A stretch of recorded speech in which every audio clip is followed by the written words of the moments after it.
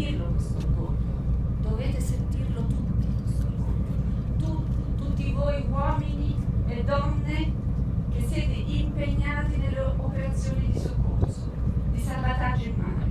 E allora a tutti i corpi dello Stato coinvolti io rivolgo la mia gratitudine alla Marina Militare, la mia gratitudine alla Guardia Costiera, alla Guardia di Finanza, ai Carabinieri, all'Aeronautica e alla Polizia di Stato.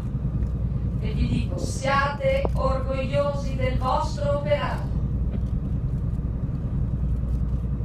Salvate vite umane. Ed è forse la cosa più importante che un essere umano possa fare, salvare la vita a qualcun altro. Ecco, lo fate rispondendo a un dovere morale, lo fate ottemperando a un obbligo previsto dal codice del mare. Ma vedete, fate molto di più voi con questo agire.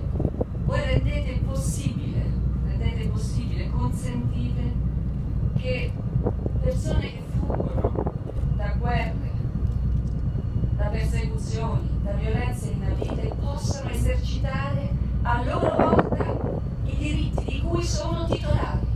È solo grazie a voi che queste persone possono esercitare il diritto di chiedere e ottenere asilo, un diritto che fa parte della nostra Costituzione, previsto tra i principi fondanti della nostra Costituzione, articolo 10 della Costituzione, ed è anche un principio sancito dalla Convenzione di Ginevra.